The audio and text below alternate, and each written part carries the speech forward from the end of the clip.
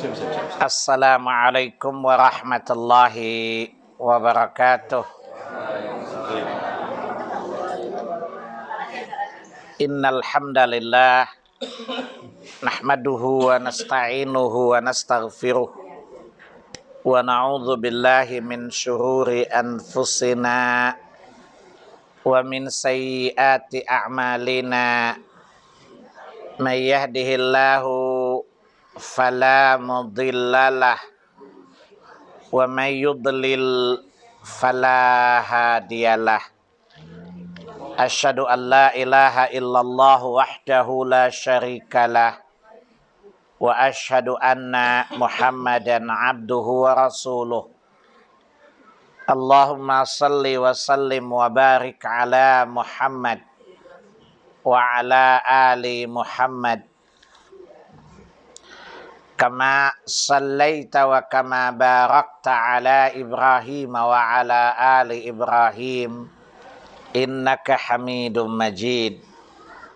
Ya ayyuhalladzina amanu taqullaha haqqa tuqatih wa la tamutunna illa wa antum muslimun.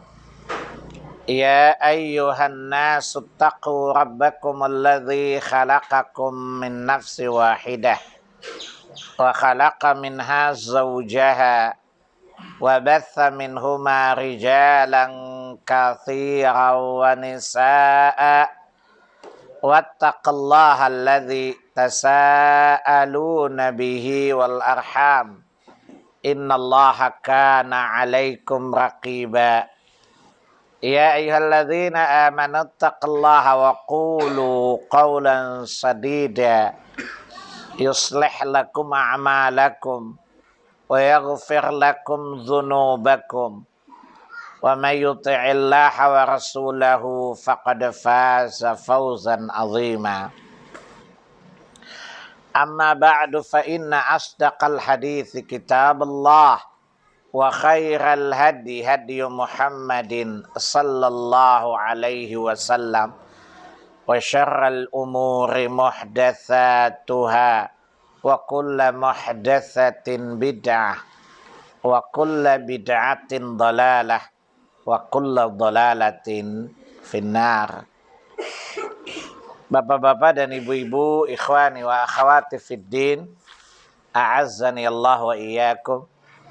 Alhamdulillah, dengan izin Allah Jalla wa'ala kita bertemu kembali di kajian rutin kita di setiap bulan. Salawat serta salam atas qudwah hasanah kita Rasulullah sallallahu alaihi wasallam. Baik, kita terakhir bertemu tanggal 17 bulan November ya. Karena qadarullah bulan Desember kita nggak bisa ya. Karena waktu itu pas ada daurah Baiker Sunnah ya.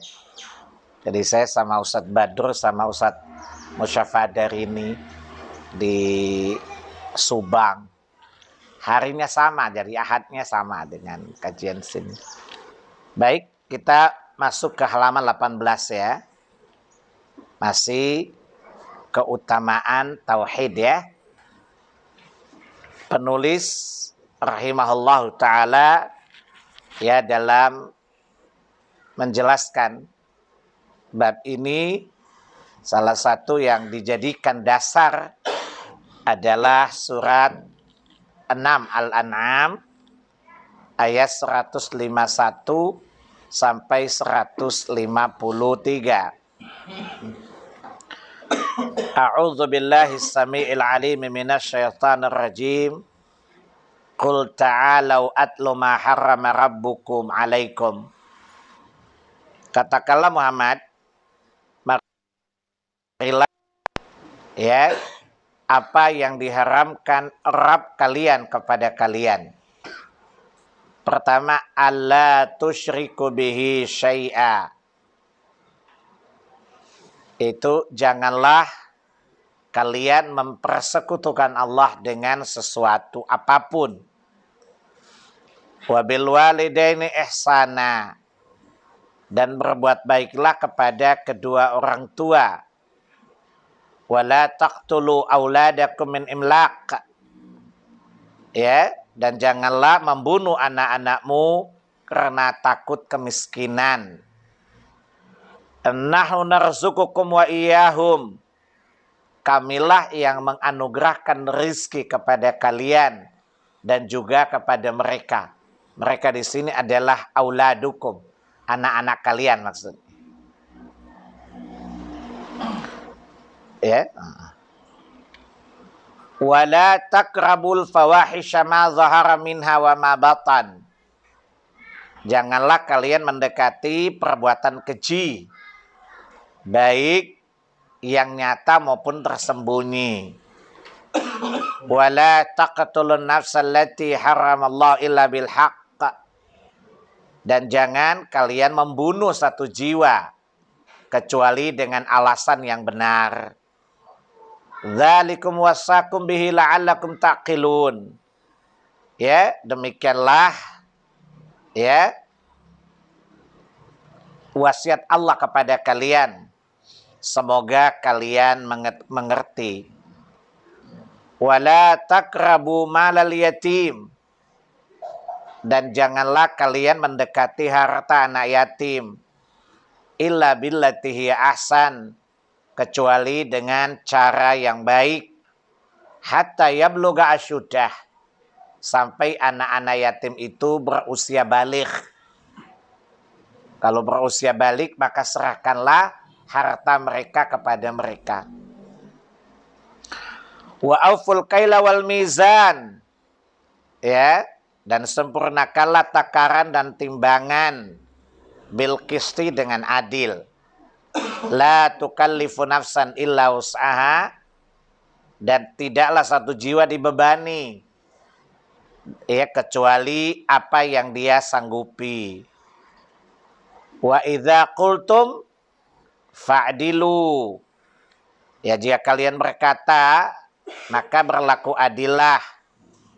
Walau kana dza qurba, walaupun kepada kaum kerabatmu. Wa bi ahdillahi aufu, ya, dan jika kalian berjanji kepada Allah maka tepatilah. Dzalikum wassakum bihi la'allakum tadzakkarun, itulah perintah, itulah wasiat Rabb kalian kepada kalian, semoga kalian selalu mengingatnya. Wa anna hadza sirati mustaqima fattabi'uhu, sungguh inilah jalanku yang lurus, maka ikutilah jalan yang lurus itu. Wala tattabi'us subula, dan jangan kalian mengikuti jalan-jalan yang lain. Fatafarraqa bikum an sabilih, karena akan mencerai-beraikan kalian dari jalan yang satu itu. Dzalikum wassakum bihi la'allakum tattaqun, demikianlah wasiat Rabb kalian kepada kalian, ya semoga kalian bertakwa. Bapak dan Ibu rahimakumullah, kalau kita lihat, pernah dengar yang namanya Ten Commandment-nya. Lah itulah isi Ten Commandment. Jadi kalau siapa ingin, saya selalu katakan kepada orang Nasrani, ya kalau kalian ingin mengetahui Ten Commandment, 10 perintah yang diaturkan Allah kepada Musa, ya dalam Taurat yang dilanjutkan di Injil, maka lihatlah ayat ini. Ya, surat 6 ayat 151 sampai 153. Ya, bahwa yang mengajarkan, yang menyuruh manusia bukan hanya Rasulullah SAW untuk menyembah Allah saja. Ya, Nabi Allah Isa alaihi salatu wassalam juga memerintahkan kepada umatnya agar menyembah Allah saja. Coba lihat ya di surat 5 ayat 72. Laqad kafara alladzina qalu innallaha huwal masih ibnu Maryam. Ya, jadi ketika Nabi mengatakan kemarilah kalian, jadi Allah perintahkan Nabi sallallahu alaihi wasallam agar menyeru orang-orang musyrik maupun ahlul kitab Mari ke sini agar aku sampaikan kepada kalian apa-apa yang diperintahkan Allah Rabb kalian untuk kalian. Apa-apa yang diharamkan oleh Rabb kalian untuk kalian. Kenapa kepada orang kafir dikatakan Rabb kalian? Karena Allah lah yang menciptakan mereka. Mereka saja yang balelo. Karena tidak ada pencipta selain Allah, bukan? Dan seluruhnya adalah milik Allah. Ya, coba inna lillahi. Sesungguhnya kita seluruhnya milik Allah, bukan? Oleh karena itu, di sini Allah mengatakan, marilah aku bacakan kepada kalian. Aku jelaskan kepada kalian, ya, apa yang diperintahkan, apa diharapkan Rabb kalian. Kalau kira-kira kita ditanya, kenapa kepada orang kafir, ya dikatakan Rabb kalian. Ya karena tidak ada Rabb selain Allah kan. Ya kita katakan, banyak ayat Allah mengatakan, walillahi mulkus samawati wal ard. Kepunyaan Allah, milik Allah lah apa-apa yang di langit dan apa-apa yang di bumi. Jadi orang beriman atau orang kafir seluruhnya milik Allah. Karena tidak ada pencipta selain Allah, satu. Dan itu tidak diingkari oleh orang kafir. Ya, coba lihat, orang kafir meyakini bahwa Allah lah menciptakan mereka. Ya, Allah lah menciptakan langit dan bumi. Misalnya coba lihat di surat 31. Luqman ayat yang ke-25. Wala in sa'altahum man khalaqas samawati wal ard la yaqulunna Allah. Jika engkau tanyakan kepada mereka orang-orang musyrik, siapakah yang menciptakan langit dan bumi? Mereka pasti menjawab Allah. Ya, jadi Allah, mereka tahu bahwa Allah Rabb mereka. Rabb yang menciptakan mereka.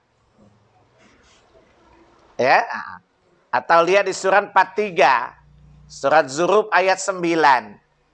Wala in sa'altahum man khalaqas samawati wal ard la yaqulunna Allah ya khalqahunal azizul alim.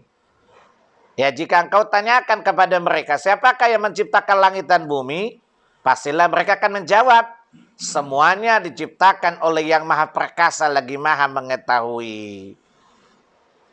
Oleh karena itu Allah memerintahkan kepada Nabi, mari agar Rabb kalian mau ngomong sama kalian. Faham? Nah, makanya di surat 2 Al-Baqarah ayat 21, ya ayuhan nasu ubudu rabbakumul ladzi khalaqakum walladzina min qablikum la'allakum tattaqun. Wahai manusia, hendaklah beribadah kepada Rabb kalian saja. Siapa Rabb kalian? Yang menciptakan kalian dan orang-orang sebelum kalian. Maka dikatakan kepada mereka, mari agar aku bacakan kepada kalian apa yang diinginkan oleh Rabb kalian atas kalian. Karena tidak ada Rabb selain Allah. Faham? Tidak ada pencipta selain Allah. Dan makhluk yang pertama mendurhakai Allah siapa? Iblis. Iblis adalah yang pertama kali menentang Rabb-nya. Ya, illa iblis kana minal jinni fafasaka an amri rabbih. Dialah yang pertama kali menentang perintah Tuhannya. Surah 18 ayat 50. Ya, kata Allah, Allah perintahkan malaikat sujud kepada Adam kecuali iblis. Ya, kesannya iblis itu malaikat kan? Allah jelaskan, kana minal jinni. Dan adalah iblis itu dari golongan jin. Fafasaka an amri rabbih. Yang pertama kali menentang ya perintah Rabb-nya. Dia fasik. Dia tidak patuh kepada perintah Rabb-nya. Jadi makhluk yang pertama yang mendurhakai Allah adalah iblis. Tapi iblis tidak apa? Iblis tidak mengingkari kalau Allah adalah Rabb-nya. Ya, ketika Allah bertanya kepada iblis di surat 7 ayat 13, "Ma mana'aka alla tasjuda idz amartuk?" Apa yang menghalangimu untuk sujud idz amartuk, ketika aku perintahkan engkau? Ayat berikutnya, qala, dia menjawab, ana khairum minhu, saya lebih baik darinya. Khalaqtani min narin wa khalaqtahu min tinin. Engkau menciptakan aku dari api dan engkau menciptakan dia Adam dari tanah. Betul? Jadi iblis tidak meragukan kalau Allah adalah Rabb-nya. Maka di ayat yang ke-17 ya, atau ayat berikutnya, Rabbi anzirni, ya Allah panjangkan usiaku sampai hari berbangkit. Ya, jadi ibu-ibu perhatikan. Iblis itu jahat tapi dia tahu usia muda, usia panjang pendek itu urusan Allah. Jadi kalau ibu ingin awet muda, berdoa ke Allah, jangan ke dukun. Tuh iblis minta awet muda sama Allah loh. Ya. Karena iblis tahu Al-Mudabbir, yang mengatur usia manusia adalah Allah. Ya, jadi iblis mengatakan, Rabbi, ya Rabbku, anzirni ila yaumi yub'atsun. Panjangkan usiaku sampai hari berbangkit. Ya. Nah, jadi kalau ada, ya saya ada orang yang tidak percaya Tuhan. Jadi kalau ada, ya saya jelaskan kenapa Nabi mengatakan Rabbukum ya. Jadi ada orang mengatakan saya nggak percaya Tuhan, nggak usah diladenin. Jawab aja gini, kalau ditanya menurut pendapat you gimana? Jawab, kayaknya you nggak pantas diskusi sama gue. Kenapa? You kan krocok, yang paling sesat dari you tuh kan iblis. You tuh kan disesatkan iblis, big boss you tuh iblis. Iblis saja ngaku ada Tuhan, lu tidak percaya Tuhan, lu mendingan iblis. Ya, orang-orang aneh jawabnya bikin sakitnya itu di sana. Betul ya? Jadi kalau anak muda ya, punya teman bilang, saya nggak percaya Tuhan. Bilang no comment. Ya, kenapa? You tuh yang disesatkan iblis, itu orang sesat yang paling kroco. Paham? Bila dibandingkan Firaun, lu nggak ada apa-apanya. Betul kan? Paham ya? Buktinya kamu nggak diabadikan di cerita dalam sejarah peradaban manusia kan? Nah, ya. Jadi ketika ada saya bayangkan kalau kita bikin cerita imajiner tuh, ya dulu saya SD bikin cerita imajiner. Iblis kaget mendengar kata Firaun. Firaun bilang, Ana rabbukumul a'la, saya Tuhan yang tinggi, maka pingsanlah iblis. Ditanya sama anak buahnya, kenapa bos pingsan? Apa kata iblis? Itu Firaun yang sesatin saya loh. Ya, tapi saya masih mengaku Allah Tuhan saya loh. Dia begitu nekat dari saya, mengatakan dirinya Tuhan. Gimana gak kaget saya? Ya, tadi saya ulangi, iblis meyakini Allah Tuhannya bukan? Jadi kalau ada orang yang tidak meyakini Tuhan, dia dengan iblis lebih sesat mana? Jadi bilang ke dia, maaf kita nggak usah duduk lama-lama ya. Kenapa? Kalau iblis itu setan bangsa jin, pakai ayat kursi. Kalau you layaknya pakai kaki kursi. Ya, iblis mengatakan Rabbi, ya. Dia mengatakan Allah dengan Rabb. Ya, bahkan dia bersumpah dengan Al-Aziznya Allah Tabaraka wa Ta'ala. Ya, jadi bahwa udah fitrah manusia itu diciptakan oleh Allah Tabaraka wa Ta'ala. Itu pertama. Yang kedua, kalau ditanya oleh anak-anak kita, kenapa di sini orang kafir kok kata Nabi, aku menyampaikan apa yang diinginkan Rabb kalian. Jawaban yang kedua apa? Karena manusia secara fitrah mengakui rububiyah Allah. Faham? Manusia itu secara fitrah dia mengakui rububiyah Allah. Lihat surat 7 ayat 172. Wa id akhadha rabbukum min bani adama min zuhurihim dzurriyyatahum wa asyhadahum ala anfusihim Alastu birabbikum qalu bala syahidna an taqulu yaumal qiyamati inna kunna anha ghafilin. Ingatlah surat 7 Al-A'raf ayat 172. Ini karena imbas kemacetan tadi ya, jadi daya ingatnya makin turun ya. Daya tangkapnya lemot. Makanya tolak mal-mal itu ya. Bikin macet, bilang berpengaruh pada kemampuan menyerap kami ketika ngaji. Ya. Baik. Di surat 7 Al-A'raf 172. Ya, ketika Allah mengambil persaksian dari anak-anak Adam di sulbi orang tua mereka. Allah bertanya, alastu birabbikum? Bukankah aku Rabb kalian? Qalu bala syahidna. Paham ya? Nah, jadi manusia secara fitrah, ya dia mengakui Allah adalah Rabb-nya. Oleh karena itu Allah mengatakan, ya qul ta'alau ma'at ya ma harama ma atlu haram ma atlu ma harama rabbukum alaikum. Ya, karena manusia itu tahu bahwa Allah adalah Rabb-nya. Hanya saja dia membuat tandingan-tandingan buat terhadap Allah selain itu Tuhan-Tuhan yang lain. Apa yang diinginkan, apa yang tidak disukai oleh Allah dari hambanya? Alla tusyriku bihi syai'a. Jangan engkau persekutukan dia dengan sesuatu. Ya, Allah tidak mau dipersekutukan. Ya, saya kasih logika sederhana aja loh. Ya, jujur aja Bapak, Ibu-ibu. Ibu-ibu, jawab yang jujur. Jangan ada dusta di antara kita. Ya, ta'adud, poligami bagi suami laki-laki muslim halal nggak, Bu? Halal nggak, Bu? Ibu-ibu suka nggak dipoligami? Nah, ibu-ibu saja nggak mau dipoligami, nggak mau dipersekutukan dengan wanita lain. Apalagi Allah.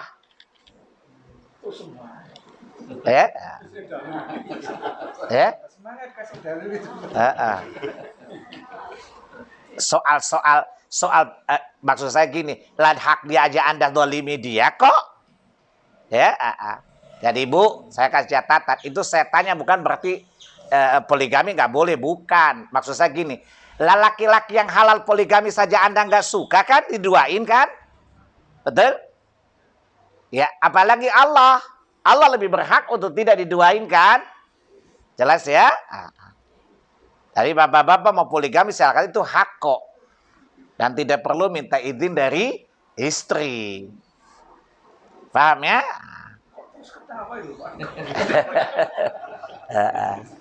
Ya, oke. Supaya saya menjelaskan masalah saja.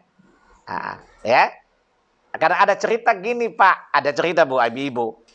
Ada ibu-ibu tuh cerita sama saya gini, Pak. Pak, itu istri teman saya itu jadi korban poligami. Saya bilang, Bu, poligami itu nggak menimbulkan korban. Korban itu kejahilan suaminya, bukan poligaminya. Poligami itu hukum Allah sudah adil kok. Wah, Allah maha adil kok.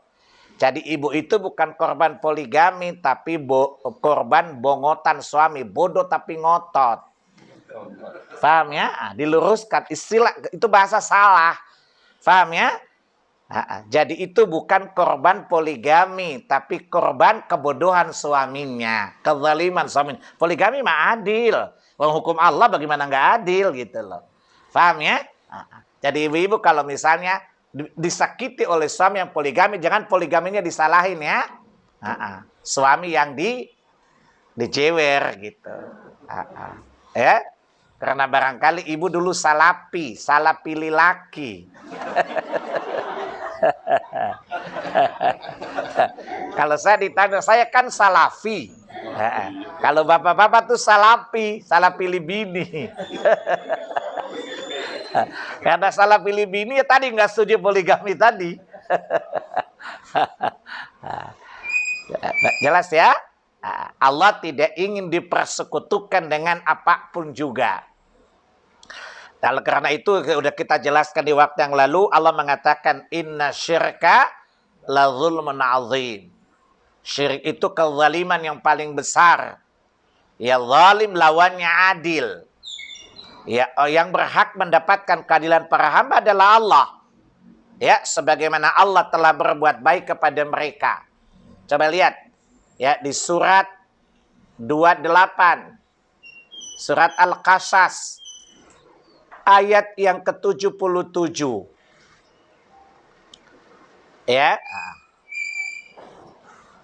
Saya tidak menjelaskan keseluruhan ayat itu.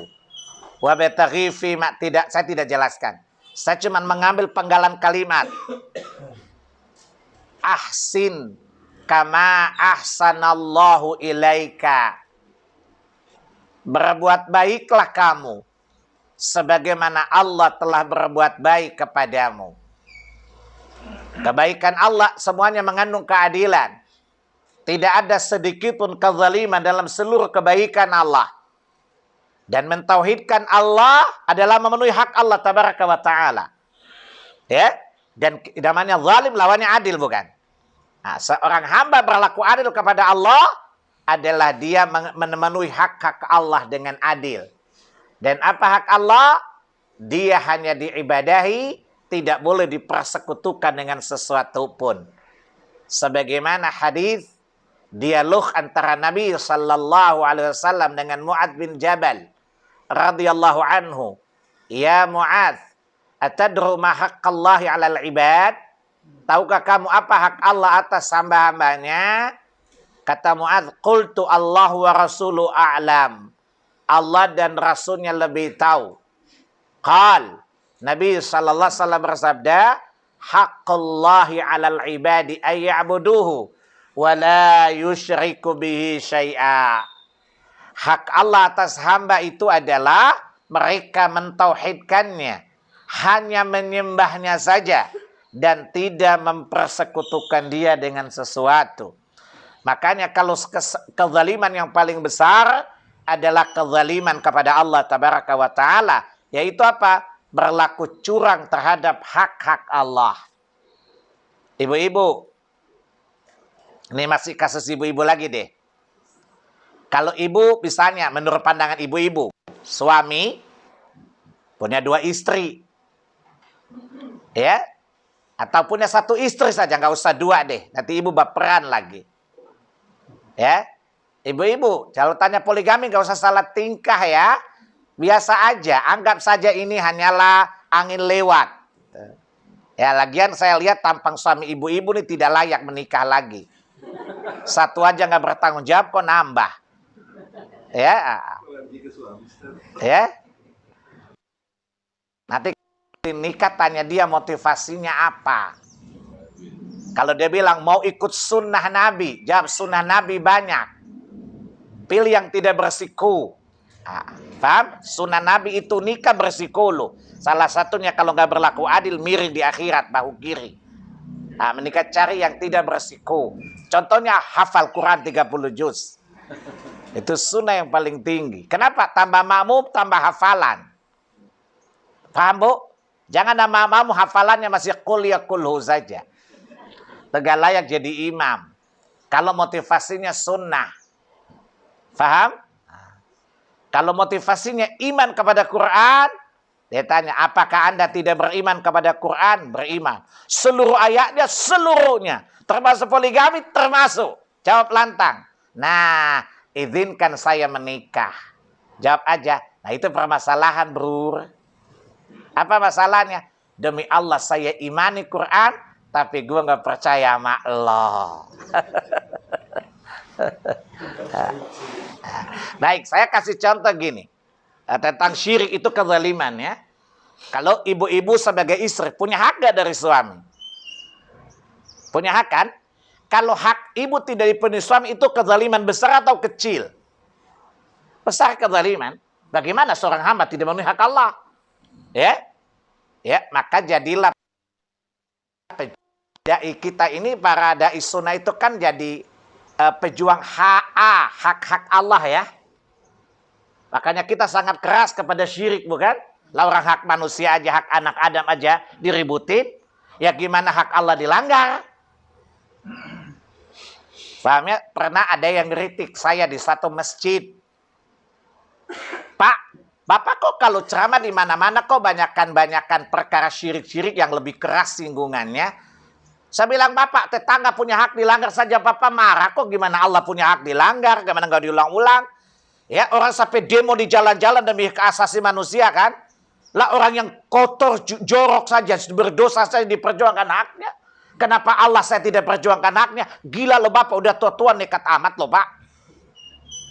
Kata pengurus, sikat Ustaz.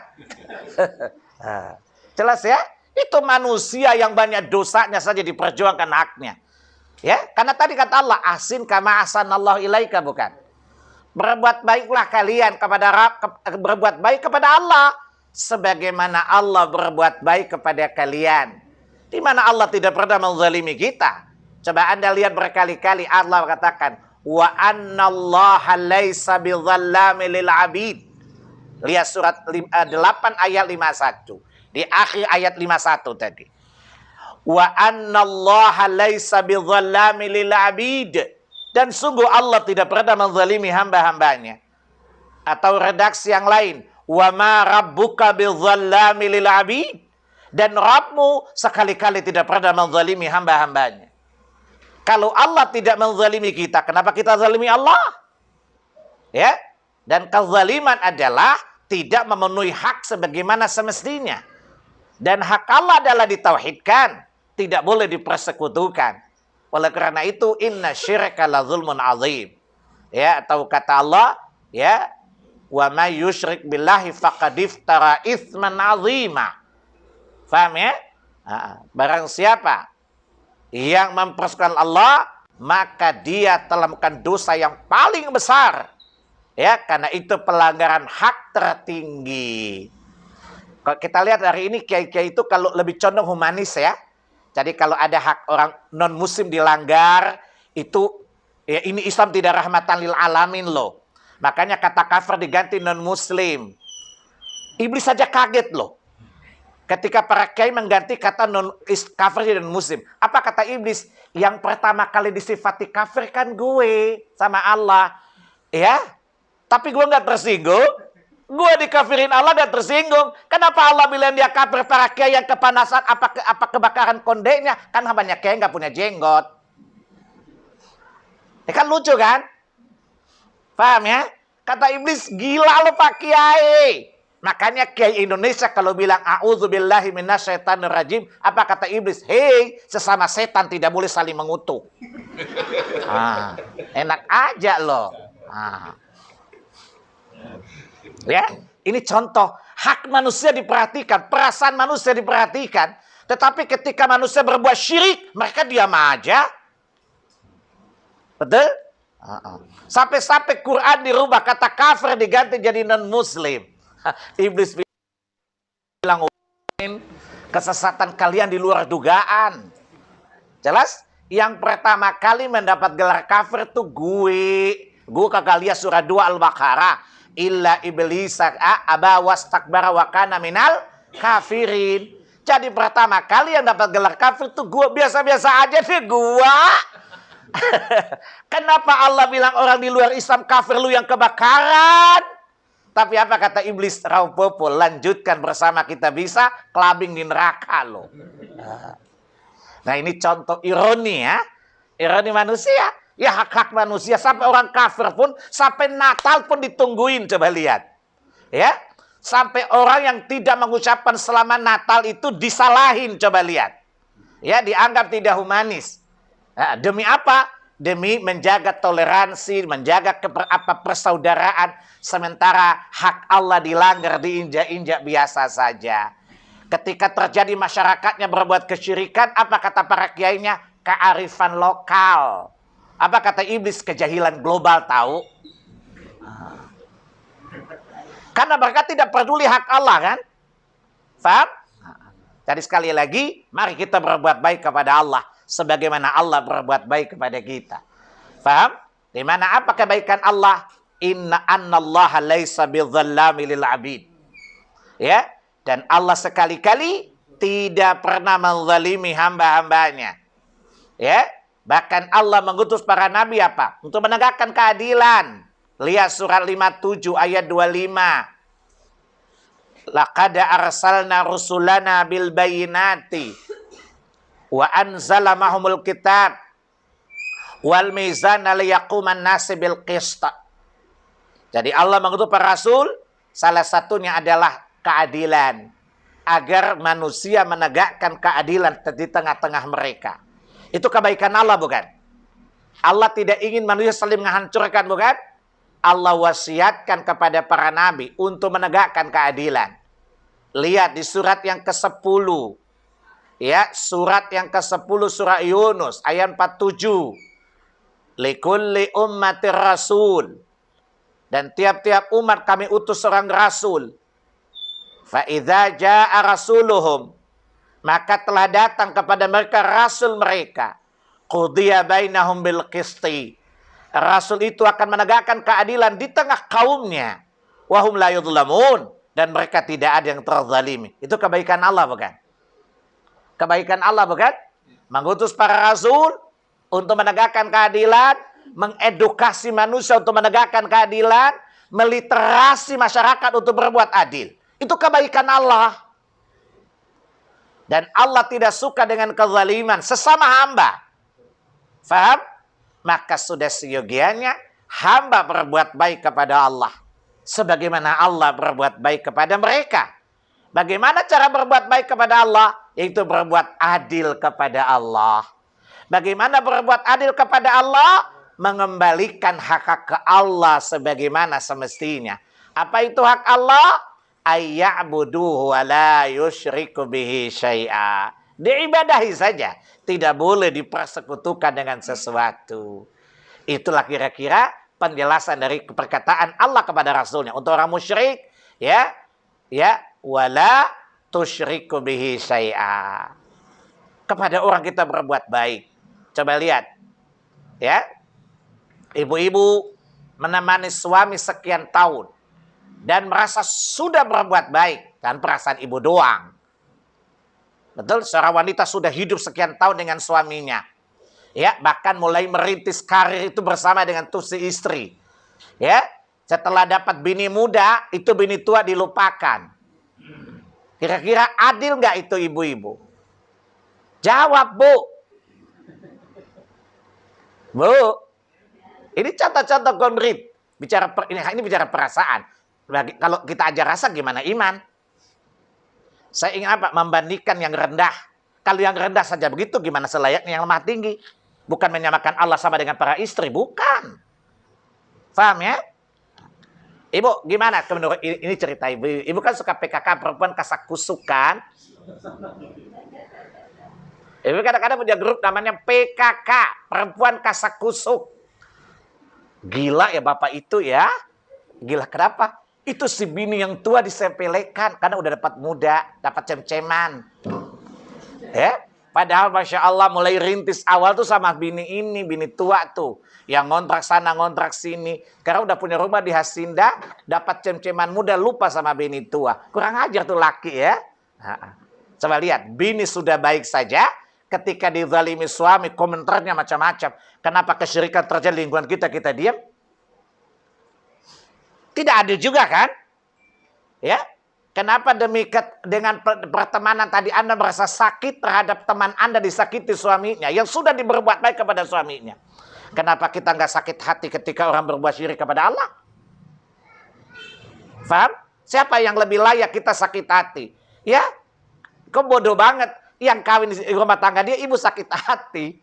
Bodoh perempuan itu. Kadang-kadang makanya perempuan tuh kebanyakan panjang lidahnya, pendek akalnya, cetek imannya. Kecuali yang Allah rahmati saja. Seperti ibu-ibu saat ini. Ya, yang nikah suami orang, dia yang ribut, coba lihat. Sementara Rabb dia dipersekutukan, dia diam saja. Faham? Ya. Coba saya kasih contoh lagi. Ibu punya ayah. Bapak-bapak punya orang tua nih. Ayah nikah lagi, ibu masih tua. Marah gak anak-anak? Nah, tapi ketika lihat ibunya berbuat syirik, kok diam aja? Ini kan gak lucu kan? Betul? Ketika ayah merasa ayah menzalimi ibunya, marahlah anak-anak itu. Bahkan setoran ke ayah dihentikan. Ya jadi masalah, kenapa ketika orang tua kita berbuat syirik, kita tidak sakit hati? Sebagaimana orang tua kita rasa ayah kita menzalimi ibu kita, bukan? Bukankah ini kezaliman yang paling besar?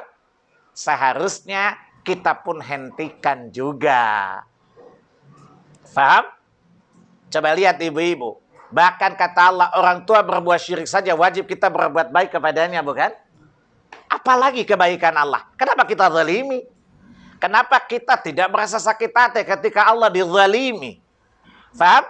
Ketika para hamba berbuat zalim kepada Allah, itu apa? Mempersekutukan dia dengan sesuatu. Berarti apa? Mereka telah merusak dan mencabik-cabik hak-hak Allah tabaraka wa ta'ala atas mereka. Selayaknya orang mukmin mesti sakit hati. Selayaknya orang mukmin perjuangkan agar hak Allah dipenuhi di bumi ini sebelum hak-hak yang lainnya. Di mana-mana perempuan-perempuan. Ya, saya pernah didatangi oleh 8 orang perempuan. Namanya pejuang kesetaraan gender. Nah, coba perempuan-perempuan. Pak Salim, Bapak kan punya murid-murid banyak perempuan loh. Saya bilang, terus masalah buat lo apa? Yang punya murid saya kenapa di situ yang rese? Karena perempuan 8 orang tuh petantang petenteng gitu, gayanya so pinter gitu. Pak, kami mohon kepada Bapak supaya Bapak ikut berjuang bersama kami dalam perjuangan kesetaraan gender dan hak-hak perempuan. Saya kasih definisi gender apa dulu. Gender itu kan sesuatu yang fitrawi. Laki-laki perempuan itu kan gender. Dan kata Allah, laisa dzakaru kal untha. Laki-laki tidak sama dengan perempuan. Itu mau disamakan apanya? Oh, tahun ini ibu hamil, tahun depan Bapak hamil gitu. Supaya setara gitu. Yang benar aja dong, apa yang harus disetarakan? Kan laki-laki udah punya kewajiban sekadar dengan laki-laki. Perempuan punya hak dan kewajiban setara dengan perempuan. Itu mau disetarakan apanya? Nah, mereka mau ngomong, sudah nggak usah ngomong. Mereka datang pas ada orang meninggal, perempuan. Nah, sekarang mau setara gender kan? Itu ada perempuan meninggal. Kalian berdelapan pergi gali kubur.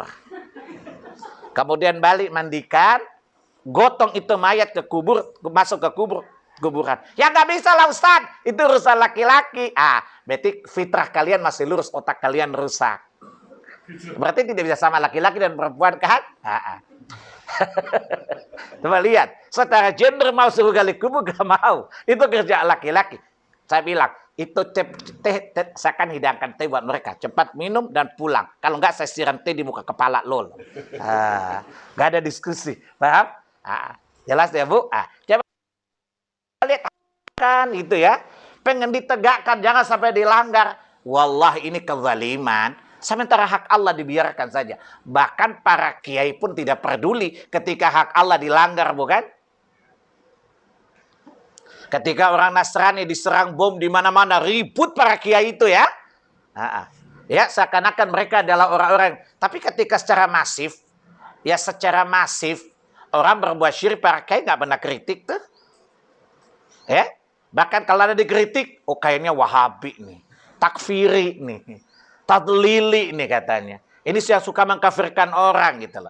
Pada komentar aja apa? Hati-hati dengan syirik karena syirik itu kekufuran. Apa kata para kiainya? Oh ini jamaah takfiri nih. Ya suka mengkafirkan orang. Ini jamaah tadlili, suka mensesat-sesatkan orang. Ya, ini namanya kiai sesat fikir memang begitu modelnya. Jelas ya? Jadi itu aneh bin ajaib. Ya, mari kita jadikan pengajian ini sebagai upaya menegakkan hak Allah tabaraka wa ta'ala. Ya, karena keharmonisan kehidupan ini bisa terjadi dengan 2 dimensi. Hablum minallah wa hablum minan nas. Saya tanya sama bapak-bapak nih. Ya, saya tanya sama bapak-bapak.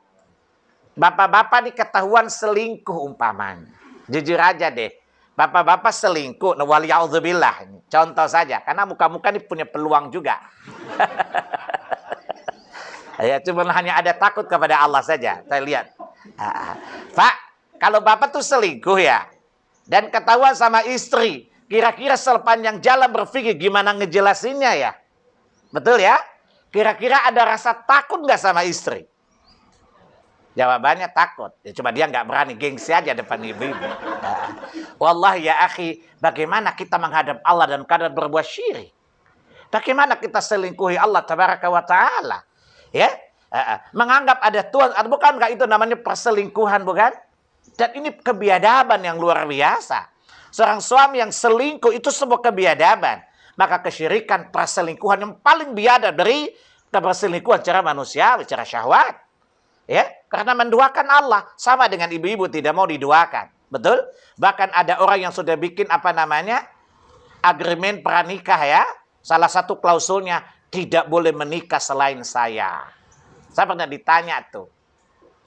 Ya, Pak Salim, dulu saya sama laki waktu nikah sama saya kan udah janji gak bakal nikah lagi. Ya, tapi bersamaan waktu saya ngaji, dia ngaji, udah paham dia pengen nikah lagi. Ya dulu kan bodoh sama bodoh nggak paham. Jadi perjanjian didasarkan atas kebodohan kan. Iya sih, udah batal demi hukum. Ikuti yang sudah tahu.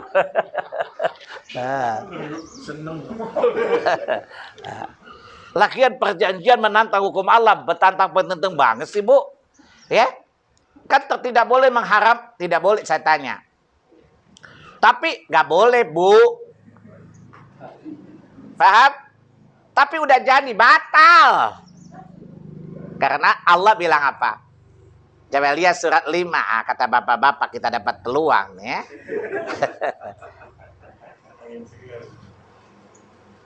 Ya, surat 5 dulu ya. Ayyuhalladzina amanu la tuharrimu ma ahallallahu. Ya. Iya.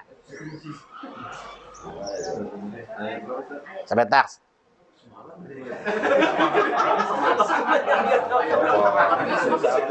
Ayat 87 ya. Ya ayyuhalladzina amanu la tuharrimut thayyibati ma ahallallahu lakum wa la ta'tadu innallaha la yuhibbul mu'tadin. Hai orang-orang beriman, janganlah kalian mengharamkan apa-apa yang baik yang telah Allah halalkan kepada kalian. Saya tanya, menikah lagi itu baik bukan? Baik. Halal bukan? Nah itu perjanjian batal dan bukan melanggar ayat Al-Quran. Karena mengharamkan sesuatu yang asalnya halal. Apa kata istrinya? Pak Salim cukup saya aja tahu ya. Jangan laki saya tahu ya. Nah, kita lihat. Ini orang tidak mau haknya. Merasa haknya jangan dizalimi. Tapi dia berbuat zalim kepada Allah. Dia enak-enak saja. Saya kasih contoh-contoh. Kenapa sih kita menuntut hak kita seperti tidak boleh ada yang terlanggar, tidak boleh ada yang cacat? Kenapa kita berani mencacati hak Allah gitu loh? Paham ya? Saya bilang itu batal demi hukum. Dulu ibu bahalul gitu kan? Laki bahalul. Itu namanya kambing sama kerbau bikin perjanjian.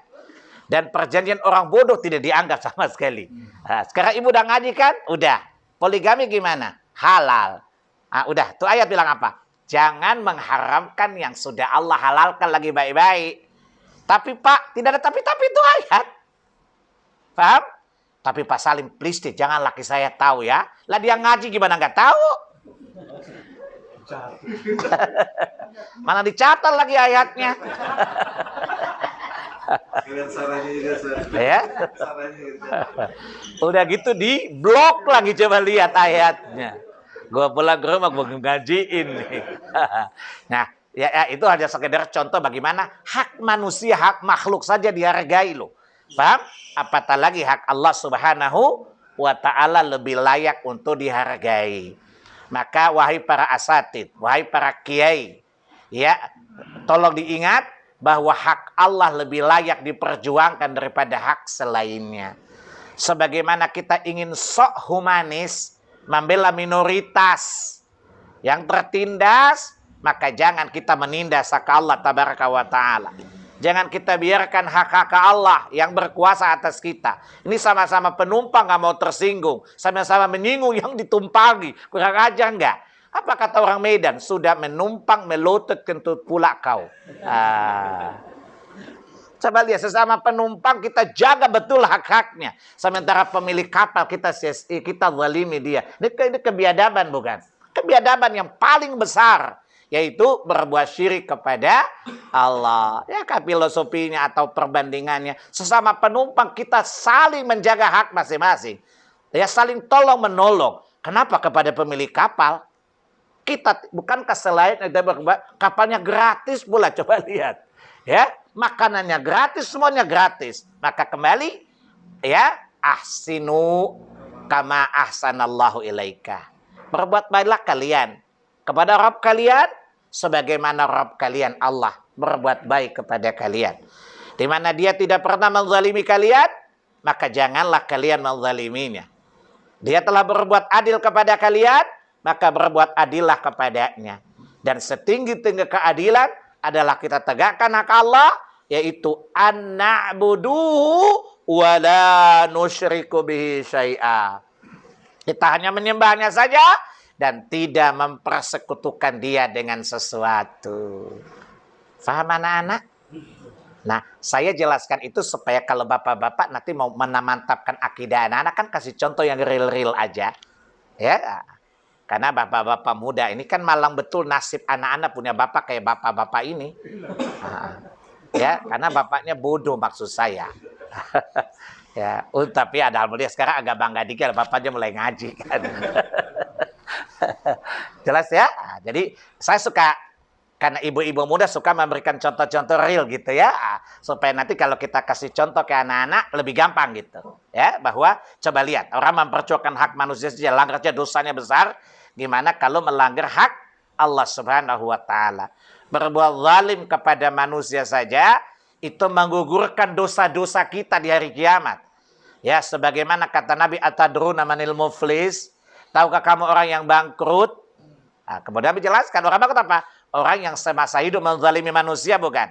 Maka kepahala dia akan dipindahkan kepada orang yang dizaliminya. Maka sungguh benar Allah dengan firman-Nya, ya. Kata Allah apa? Walaqad uhiya ilaika wa ilal ladzina min qablika la in asyrakta la yahbatanna 'amaluk. Ya, sungguh telah kuwahyukan kepadamu Muhammad dan kepada nabi-nabi sebelummu, lain asyrakta. Jika engkau berbuat syirik, aku hapus seluruh amal. Ya, saya ulangi, berbuat zalim kepada manusia saja hak-hak kita, hak amalan kita hilang, apatah lagi kalau kita berbuat zalim kepada Allah Subhanahu wa taala, maka seluruh amal-amal kita terhapus dengan sendirinya. Waliya'udzubillah. Paham ya? Itu karena itu diwanti-wanti oleh Nabi. Para sahabat, para orang-orang musyrik dipanggil. Ya, para ahlul kitab dipanggil. Para ahlul kitab dipanggil itu apa? Mengingatkan mereka tentang Ten Commandment. Ya. Kenapa? Karena coba lihat. Ya, Nabi Isa. Ya, Nabi Isa ketika ditanya oleh Allah di surat 5 ayat 116. Idza qala Allahu ya Isa bin Maryam a'anta qulta lin-nasi takhiduni wa ummi ilahaini min dunillah. Ingatlah ketika Allah Azza wa Jalla bertanya kepada Isa ibnu Maryam, apakah engkau pernah mengatakan kepada manusia? Karena ada satu agama yang mengklaim, ya, meyakini bahwa Isa adalah Tuhan mereka. Faham? Maka Allah mengkonfrontir Nabi Allah Isa dengan mereka.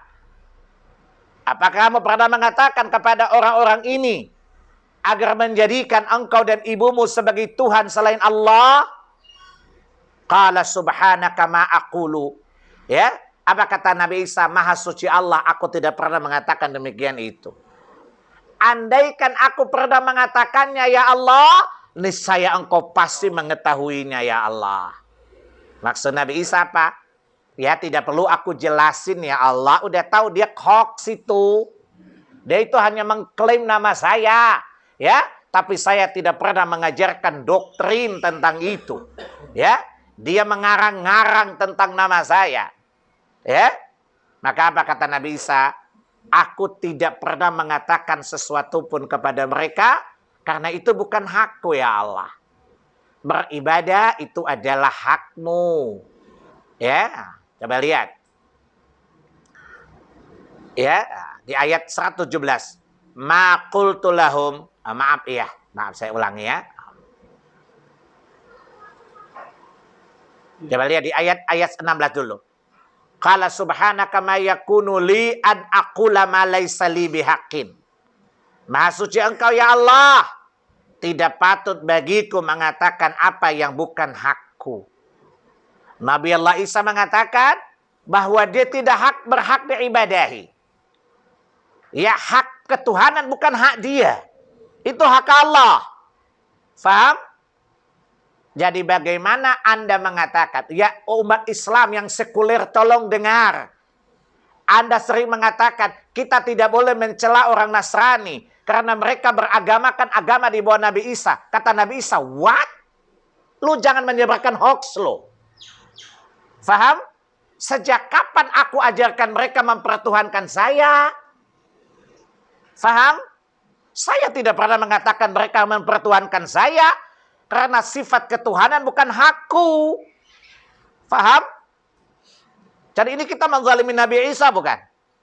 Menyandarkan sesuatu yang tidak pernah diajarkan Nabi Isa bukan? Ini namanya pencemaran nama baik enggak? Ya? Saya pernah bilang sama seorang dosen. Karena dia bilang kita tidak boleh mencela orang ahlul kitab. Karena mereka itu kan beragama dengan agama yang dibawa para nabi. Saya bilang, nabi siapa Pak? Ya misalnya orang Nasrani bawa agama Nabi Isa. Pak yang benar aja dong, Bapak sinting kali. Lalu saya bilang apa? Bapak tuh senting. Dia bilang senta apa? Setan sinting. Ya? Oh Nabi Isa tidak pernah menyuruh orang menyembah dia kok. Faham?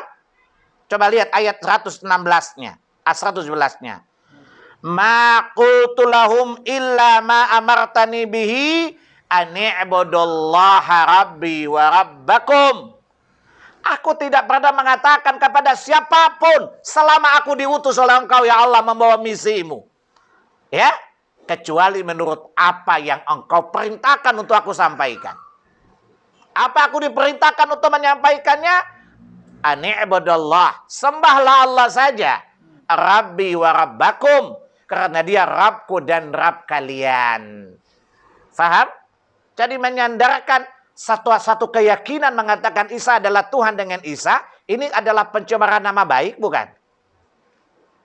Jujur aja Pak. Mencemarkan nama Pak Jokowi saja dosa besar loh. Gimana mencemarkan nama Nabi Isa? Ini kezaliman yang paling besar bukan? Jelas ya? Masa Nabi Isa tidak mengatakan dirinya Tuhan? Kemudian ada yang mengatakan dia Tuhan? Ya? Kemudian kita katakan, oh ini perlu ini perlu ini. Bahkan mengatakan ucapan selamat Natal boleh lagi, coba lihat. Ini pencemaran nama baik. Apa kata Isa? Gue nggak terima sama kiai-kiai beginian nih. Karena mencemarkan nama baik saya. Alasan mereka apa? Mengucapkan selamat Natal itu pernah diucapkan oleh Isa. Ya? Iblis saja kaget loh. Apa kata iblis? Koplok. Kan berdalil dengan surah 19 ayat 33 kan? Itu bukan tahniyah, itu bukan ucapan selamat.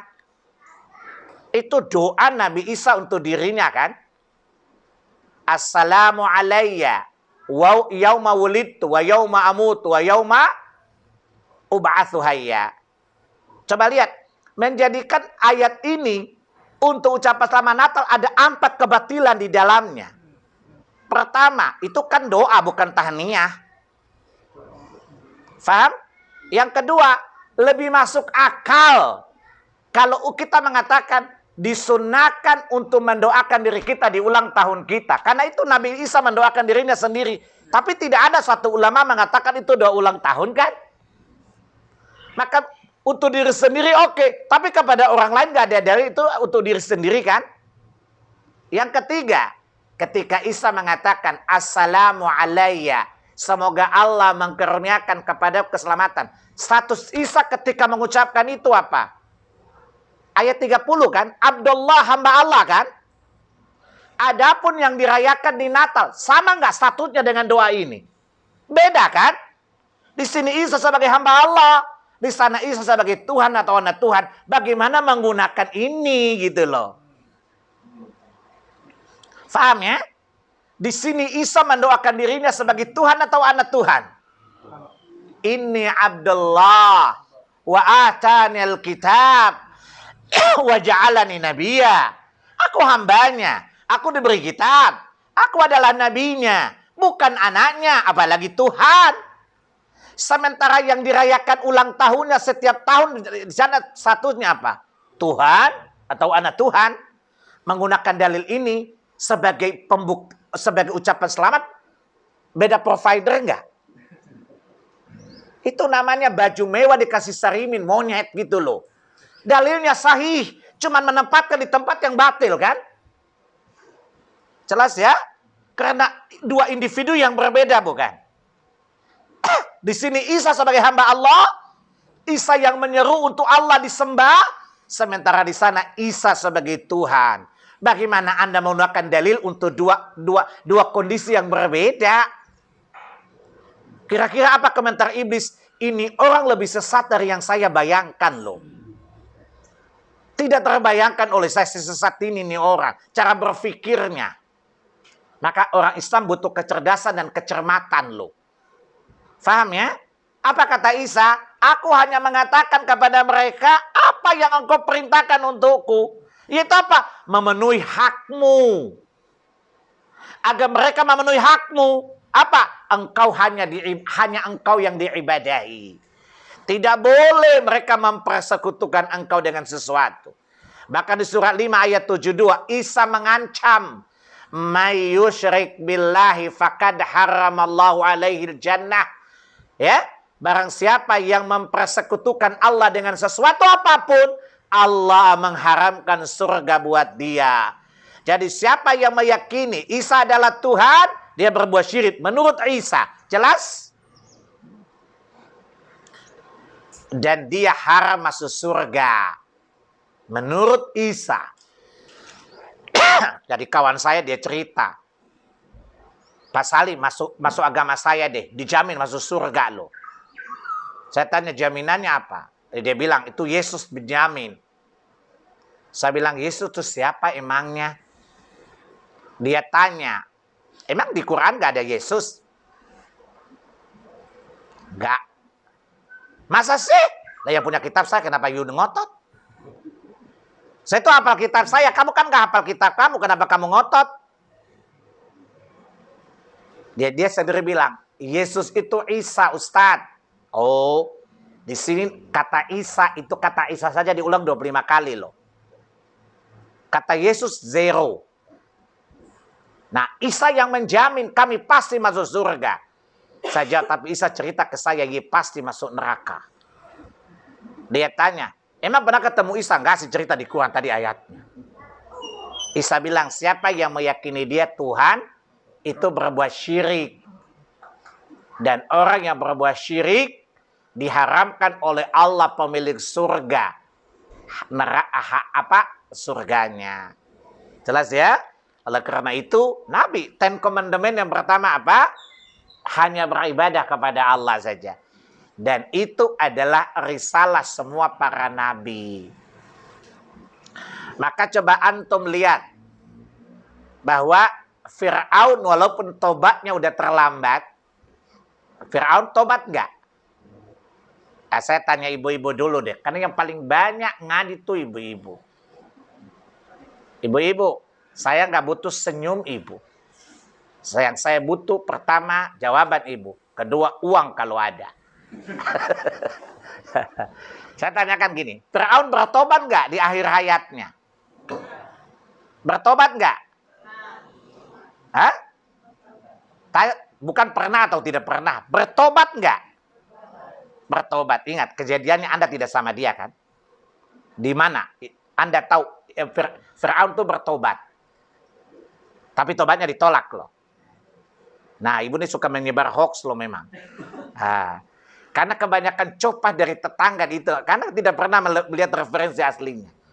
Ya, coba lihat. Fir'aun juga bertobat. Beriman, mengucapkan syahadat di akhir hidupnya. Hanya saja dia melampaui limit waktu yang sudah Allah berikan. Dia melampaui deadline-nya. Faham? Surat 10. Surah Yunus ayat yang ke-90. Wajawazna bi Bani Israil al-bahr. Dan kami selamatkan Bani Israel melintasi lautan. Ya, fa'at ba'ahum Fir'aun wa junuduhu baghya wa adwa. Lalu Fir'aun dan bala tentaranya mengejar mereka. Untuk apa? Ya, menzalimi dan menganiaya mereka, menindas mereka. Tetapi skenario Allah lebih luar biasa. Ya, laut kemudian mengatup, tidak terbelah seperti sedia kala. Ketika ruh berada di tenggorokan, kata Allah apa? Ya, hatta idza adrakahul garq. Karena batas terakhir jangan sampai roh berada di tenggorokan. Itu udah melewati deadline-nya. Maka apa kata Fir'aun? Amantu annahu la ilaha illalladzi amanat bi banu Israel.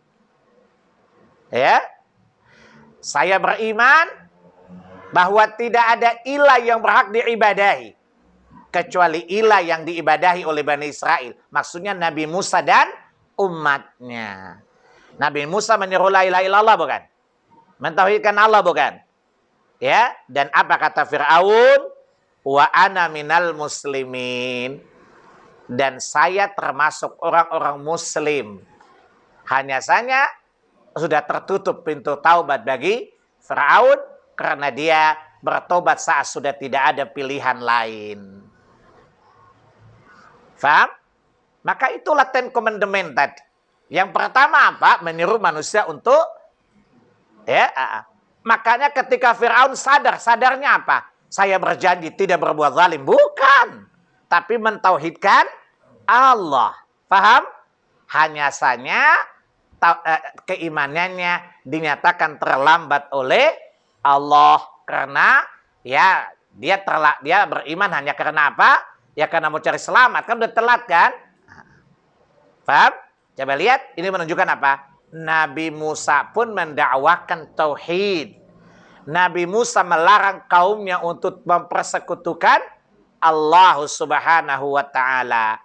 Maka ketika Nabi Musa kembali dari perjalanan 40 malam dan mendapati Bani Israel menyembah anak sapi, marahlah Nabi Allah Isa Nabi Musa alaihissalatu wassalam. Ya, kenapa? Karena misi semua para nabi adalah satu, ya. Apa kata mereka? Walaqad ba'atsna fi kulli ummatin rasulan an i'budullaha wajtanibut taghut. Faham ya? Adapun penjelasan surat Al-An'am, masalah-masalah muamalat tidak usah saya jelaskan hari ini karena fokus kita hanya masalah akidah saja. Faham ya? Maka saya cukup menerangkan wa'budullaha wa la tusyriku bihi syai'a. Sebab kalau jelaskan ayat ini 2 bulan baru selesai. Berarti 2 kali pertemuan. Ya. 2 bulan di sini maksudnya berarti 60 kali pertemuan. Kan 10 masalah kan tadi kan? Nah, kalau satu masalah saya gabungkan 10 ayat saja, kira-kira catatan Bapak berapa ratus halaman. Nah, jelas ya? Jadi saya hanya memfokuskan pada poin yang pertama saja. Ya. Komandemen yang pertama saja, yaitu apa? Ani'budullaha wa la tusyriku bihi syai'a. Itulah misi utama seluruh para nabi. Termasuk Nabi Allah Isa alaihissalatu wassalam, dia tidak pernah menyatakan dirinya Tuhan atau anak Tuhan. Ya, jadi inilah pencemaran nama baik. Ya, ini adalah mengorbankan orang lain demi syahwat dunianya. Sementara Isa berlepas diri dari apa yang mereka katakan. Jadi menisbatkan agama lain, agama kepada Isa adalah kebohongan. Ya, bahkan kalau ditanya, lalu yang mengikuti Isa yang mana? Ya beriman kepada Allah, mentauhidkan Allah lah. Masa mentuhankan Isa? Surat 5 ayat 111. Faham?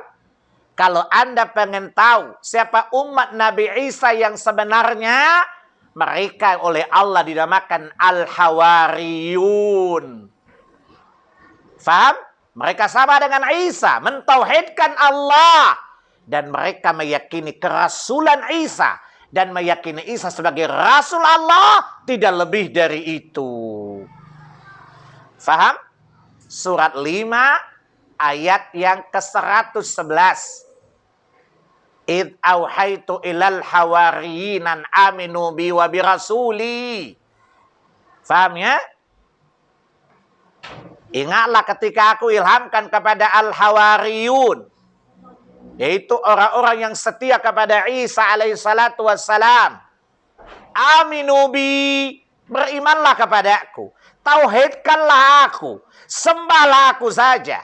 Dan berimanlah kepada Rasulku Isa putra Maryam. Ya. Fa'amanna, maka mereka pun beriman. Qalu, mereka berkata, amanna, Rabbana amanna. Ya Rabb kami telah beriman. Washhad bi annana muslimun. Dan saksikanlah ya Allah, kami adalah orang muslim. Berarti agama Isa adalah Islam. Umatnya adalah muslim. Faham? Dan Isa tidak mengajarkan agama selain Islam. Dan umatnya tidak dinamai dengan agama lain kecuali muslim. Faham anak-anak? Sebagaimana Fir'aun menisbatkan dirinya kepada agama Musa, muslim. Karena kata Allah, nama agamanya Islam, umatnya muslim. Lihat surat 22, surat Al-Had ayat 78. Ya. Wajahidu fillahi haqqa jihadi. Lewat, saya nggak usah jelasin. Huwa jatabakum. Dia Allah menjadikan kalian umat pilihan. Wa ma ja'ala alaikum fid dini min haraj. Dan Allah tidak menjadikan kesulitan dalam agama kalian ini. Ya. Millata abikum Ibrahim. Itulah cara beragama bapak kalian Ibrahim. Huwa sammakumul muslimina min qabl. Dan Allah sejak dahulu menamai kalian muslim. Sebagaimana nama agamanya, inna dina indallahil Islam, maka umatnya adalah muslim. Maka umat yang mengikuti Nabi Musa menisbatkan dirinya kepada Islam dan muslim. Orang yang beriman kepada Isa ibnu Maryam menamakan dirinya Islam dan muslim. Dan mereka mentauhidkan Allah.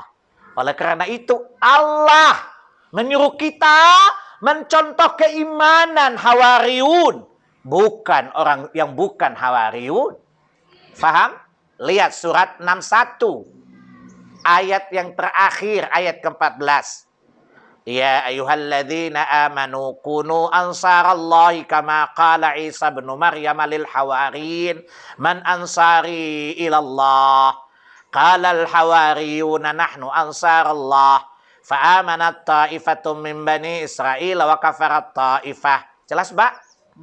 Jelas? Jadi Al-Hawari itu orang yang sebenarnya umat Nabi Isa. Faham?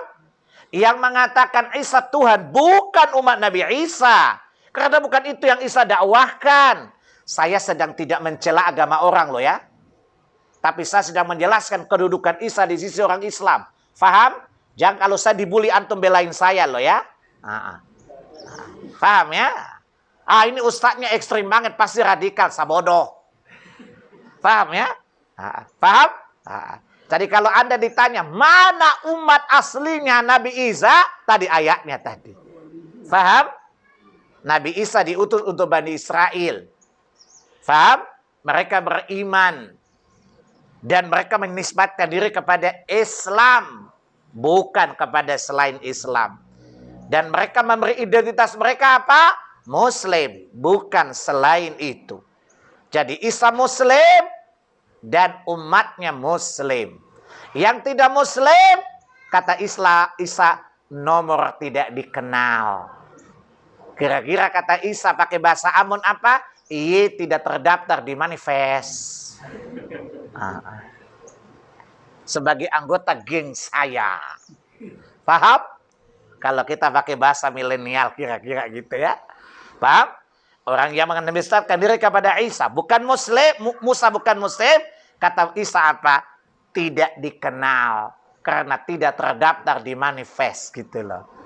Yang terdaftar di manifest orang yang mentauhidkan Allah, sebagaimana Musa mentauhidkan Allah, sebagaimana Isa mentauhidkan Allah tabaraka wa taala. Mereka tidak mempersekutukan Allah sebagaimana Isa dan Musa melarang untuk mempersekutukan Allah. Demikianlah anak-anak kajian kita hari ini tentang konsistensi terhadap tauhid. Maka jadilah kita pejuang hak asasi Allah ya. hak dasar Allah dijamin, yaitu an na'buduhu wa la nusyriku bi syai'a. Kita hanya menyembahnya, kita hanya mentauhidkannya, dan tidak boleh mempersekutukan dia dengan sesuatu, minimal di rumah-rumah kita. Kenapa? Supaya hari kiamat anak-anak bapak tidak menggugat bapak. Saya ulangi, Bu. Ajarkan anak-anak bapak untuk tidak berbuat syirik. Bersihkan kesyirikan di rumah-rumah bapak. Supaya hari kiamat anak-anak bapak tidak menggugat bapak. Tadi surat 7 Al-A'raf tadi. Ayat 172, 173. Ya. Setelah Allah menjelaskan bahwa kita pernah bikin perjanjian. Apa kata Allah di akhir ayat 72? Ya. Antaqulu yaumal qiyamati inna kunna an hadza ghafilin. Yang demikian itu agar hari kiamat kamu enggak bilang kami lalai. Berarti perkara yang pertama ditanya dari kiamat apa? Akidah, bukan? Dan perkara pertama yang dilalaikan manusia adalah akidah. Menunjukkan apa? Banyak manusia enggak serius dalam urusan akidah. Menyebabkan mereka ghafil. Ditambah apa? Tradisi-tradisi keburukan di rumah tangga. Lihat ayat 173-nya. Au taqulu inna ma asyraka aba'una min qablu wa kunna dzurriyyatan min ba'dihim. Atau kalian berkata, ya Allah, kami berbuat syirik karena kami dapati bapak-bapak kami juga berbuat syirik. Lalu kami lanjutkan namanya budaya adiluhung atas nama kearifan lokal. Lalu apa kata anak-anak kita? Apakah kami diazab ya Allah karena kejahatan bapak-bapak kami? Maka ajarkan tauhid di rumah kita. Bersihkan seluruh peluang kesyirikan. Jalan-jalan kesyirikan. Supaya tidak jadi tergugat di hari kiamat. Yang menggugatmu siapa? Anak kandungmu. Kata orang Sunda, naon atuh bapak teh nyaho eta teh. Ya, karena tidak menegakkan tauhid. Tidak membersihkan syirik, maka kelak jadi tertuduh. Jelas, Pak? Kira-kira kalau Bapak dibawa ke pengadilan di dunia, kira-kira ada durhaka enggak? Nah, ternyata yang durhaka Bapaknya, bukan? Di sini, Bapak-bapak diadukan kepada Allah karena kedurhakaannya. Apa itu? Membiarkan kesyirikan terjadi di rumah tangganya. Jelas ya? Ini belum jadi Bapak, kan? Kapan rencananya jadi bapak?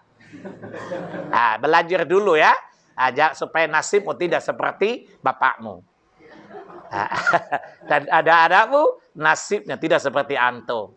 Yaitu bapaknya bodoh, lengkaplah penderitaan anaknya. Ya, paham ya? Jadi jelas ya? Maka kita bersihkan kesyirikan di rumah kita. Agar hari kiamat kita para orang tua tidak menjadi tertuduh. Yang ada apa? Kita beriman, kita bertauhid, kita wariskan tauhid kepada anak-anak kita agar bertemu di jannah. Surat 52 ayat 21. Ya. Jadi jangan segan-segan, jangan sungkan-sungkan bersihkan kesyirikan. Ya. Dan jangan lupa tegakkan terus kalimat tauhid. Ya, agar Allah pertemukan bapak dan ibu karena kesamaan tauhid tadi. Alladzina surat 52 At-Tur ayat 21. Alladzina amanu wattaba'athum dzurriyyatahum biimanin alhaqna bihim dzurriyyatahum. Orang yang beriman, maksudnya orang tua. Lalu anak-anak mereka mengikuti mereka dalam keimanan. Berarti ingat Bapak Ibu, tauhid itu warisan. Syirik juga warisan. Pertanyaannya, bapak-bapak mau wariskan apa? Tauhid atau syirik? Faham? Anak-anak bertauhid karena belajar tauhid dari orang tuanya. Diwariskan secara terus-menerus. Faham? Maka bapak-bapak mengambil posisi. Seperti apa? Posisi seperti Luqman. Ya bunayya la tusyrik billah. Inna syirka la zulmun azim. Jelas? Katakan kepada anak-anak kita, jangan persekutukan Allah. Karena syirik adalah kezaliman terbesar. Tidak ada kezaliman. Tidak ada pelanggaran hak melebihi kesyirikan seorang hamba kepada Allah tabaraka wa ta'ala. Lakukan itu terus menerus. Jangan jenuh. Kalau ditanya sampai kapan? Kita mendakwakan tauhid sampai bapak koid atau anak koid. Tahu koid tanya? Kalau ditanya, mana dasarnya sampai anak mati? Pernah saya jelaskan di sini, Nabi Nuh mendakwakan anaknya 5 menit sebelum anaknya mati untuk mentauhidkan Allah. Anaknya menjelang ajalnya, Nabi Nuh masih mendakwakan tauhid untuk anaknya, masih menyemaikan sebuah harapan walaupun benih itu dia tumbuh. Yang kedua, jangan engkau mati sampai engkau yakin bahwa anak-anakmu hidup dalam keadaan bertauhid kepada Allah. Andai kata 5 menit kemudian mati bapak-bapak, ibu-ibu, panggil anak-anak, wasiatkan tauhid. Seperti Nabi Yakub. Surah 2 Al-Baqarah 133. Am kuntum syuhada'a idh hadara Yaqub al-maut. Ini bantahan Allah kepada orang Yahudi. Ia mengklaim kalau Nabi Yakub adalah Yahudi. Allah bantah, am kuntum syuhada'a idh hadara Yaqub al-maut. Apakah kalian menyaksikan bagaimana Yakub menjelang ajalnya? Allah mengatakan Yakub bukan Yahudi. Faham? Yakub bukan Nasrani. Seorang muslim lagi muwahhid bertauhid. Di mana dia berkata kepada anak-anaknya, "Ma ta'buduna min ba'di." Apa yang kalian ibadahi sepeninggalku? Kalau bapak-bapak di Hasinda ini, yang terfikirkan hari ini, kalau tiba-tiba gue mati, anak gue makan apa? Maka kalau dibuat pertanyaan, bapak-bapak nanya apa? Ma ta'kuluna min ba'di. Nah, apa yang kamu makan kalau bapak sudah meninggal? Sekolah nggak benar, itu nggak benar. Gitu kan? Karena bapak-bapaknya mamat, manusia matre. Nabi Yakub bukan mamat, manusia matre. Faham? Maka yang dia tanyakan, akidah anak-anaknya. Ma ta'buduna min ba'di. Apa yang kalian ibadahi sepeninggalku, wahai anak-anakku?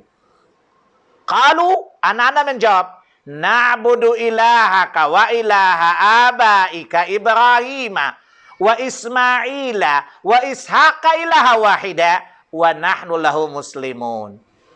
Kami menyembah ilah yang disembah oleh bapamu Ibrahim, oleh Ismail, oleh Ishaq. Adalah ilah yang satu, Allah. Coba lihat.